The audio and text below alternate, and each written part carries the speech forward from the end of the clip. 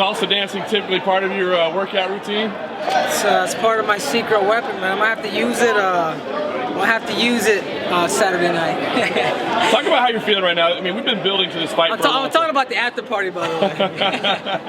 Talk about how you're feeling right now. I mean, it feels like we've been building to this fight for a long time. People had you pegged for a UFC title contender a long time ago, but now that it's actually here, what's the moment like for you? You know, it's been part of it's part of my journey. It's been part of my this is my destiny. My destiny.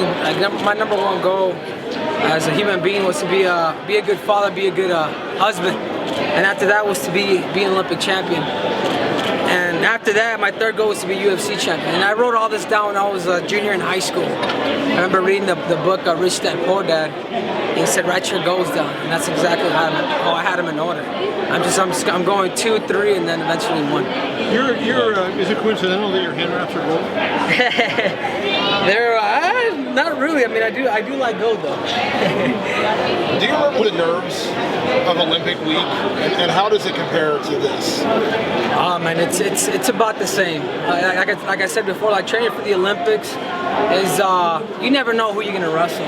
I think the plus about the UFC is I've been training for this guy for years now.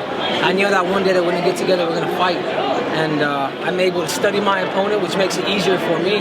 And that's it. When the bell rings, it's enough talking, enough mouse traps. It's time to get ready for business. Now, in Hispanic culture, there's the idea that it takes a village. You really bring a village with you. You have all these guys that help you, and you give them their time and give them their recognition. How nice is it to have these guys with you and to let everyone know these are the guys who helped me get here? Oh yeah, the coaches, they're like my family. I think, like you said before, like coming from a Mexican background, we're very tight-knit, always family. We eat together, we do everything together. We sometimes sleep in the same room as like 20 of us. But that's how I feel comfortable. I can relate to someone like Manny Pacquiao, who always has an entourage with them, and these are the people that love me, that I care about them, and they keep me distracted rather than thinking about all this. Now, as bigger things happen for you, gold medals and belts, do other people try to penetrate that circle and they keep you nice and protected, or how does that work? Yeah, you have your circle of friends, and you have the people that do try to get in. But the colors always show up. You can always recognize somebody's heart. But it's okay, man. I'm here to help everybody. Henry, Demetrius Johnson has been a long-standing champion. What makes us different? Why are you going to do something that every other contender couldn't? I'm a gamer. I think I've proven before that I could accomplish something like the Olympics, and this is it. This is the Olympics of MMA, winning the UFC belt. I've been here before too. Maybe I didn't defend my title 7 times, but I tell you what, I have 1,000 wrestling competition that's molded me to the human being that I am today. So I'm ready. I'm different. I know you hear that from a lot of people, but I've chosen to do this, and that's what makes me dangerous. I fight with passion. I fight with purpose, and when you get a human being that fights with that, it's going to be really hard for you to take me out. Unfortunately, the Olympics aren't the popular platform that they could be in terms of getting your message out there and becoming a world-renowned athlete. What can the UFC gold do for you that maybe the Olympics didn't? Exactly. You just hit the nail on the head.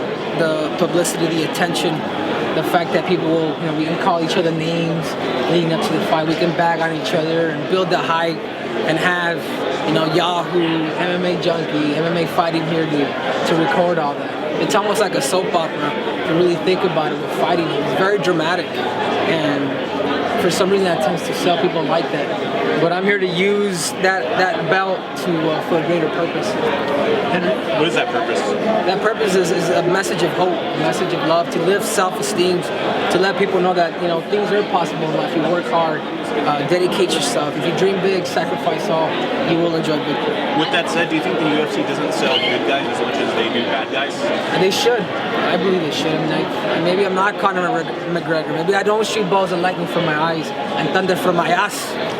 But I do come here to serve a good message, man. I've been on that platform. I was a kid who grew up without a father. I was a kid who grew up in humble beginnings, and I'm able to use that. I'm able to use my mess as a message. And it needs to be heard, man. People need inspirational stories. Well, Henry, I just wanted to ask you. You mentioned your father. You know, you went through a lot with your dad when you were a kid. This week is you're near one of your highest points in your professional life. Have you ever thought of him and thought it back to what you went through with him in those days? Yeah, unfortunately, my dad passed away a year before the Olympics, but I can't look back at it now. You know, it is what it is. But I know eventually when I become a father, I'm able to show him the love. So this is the life of the struggle. Is sometimes it's the good life. I've learned to use the pain and I become a prisoner of it. Mentally, what goes into preparing for a title fight that's different from any other fight? I'm sorry, say that again? Mentally, what goes into your preparation that's different from any other fight? The belt. The belt's the difference. Warming up for Demetrius, fighting anybody else, I take everybody at a world championship level, man. I take all comers extremely serious. And all right, that's fine. Count me out. Count me out. But we will know Saturday night who the champion is. So I'm tired of talking. I'm tired of actually kind of you guys, the media. But I'm ready to do my job. I'm ready to win. Not too far back, you had spoken out about Nick Diaz and his suspension and being suspended 5 years for marijuana. Do you feel like that medicinal marijuana has benefits for fighters? Yeah, I don't know. I've never smoked before. But just so people know, the Nick Diaz thing got overturned. They reduced his fine. They reduced his time. And people are calling me a backstabber, but I don't think they read the media. I was able to stand up for him. And I wasn't gonna fight here in Las Vegas. I wasn't gonna fight Demetrius Johnson. We told that to Sean Shelby. Henry, one more question. What changed your mind? What was your reaction to Connor's tweet yesterday, retiring, getting pulled from UFC 200? He'll be back, man. You guys don't, not everything that shines is gold. He'll be back. I think it's good for the UFC. The UFC they need to start stepping up and doing things like that. If you think you're higher than UFC, if you think you're better than all the other fighters, then maybe you should get pulled. So I think it's a good discipline. You mentioned Nick's fine got kind of reduced and everything, and that's kind of why you changed your mind. Was that the main reason that you were able to come back to Las Vegas? Because you thought it was more fair? You just thought it was more fair now, the penalty? Yeah, absolutely. I mean, I wish you wouldn't have taken so much money. It's still $100,000 when they took them off. But they did reduce it to, I don't know how many. They're going to do 5 years. I think they did was it 14 months? Something along those lines. I'm just glad I could help, man. And like I said, you need the GSPs of the world. You need the Manny Pacquiaos of the world to help elevate this sport. The only way corporate America is to get involved in something like MMA is if you have the good guys. You find it kind of ironic that it's 420 now and you're talking about your biggest fight of your career? What's that? It's 420 today and you're talking about the biggest fight of your career. Do you find that ironic at all after you spoke out for Nick? No, not really. I didn't think about it, but I'm glad. Free Nick Diaz, baby. We'll see you guys. Thank you.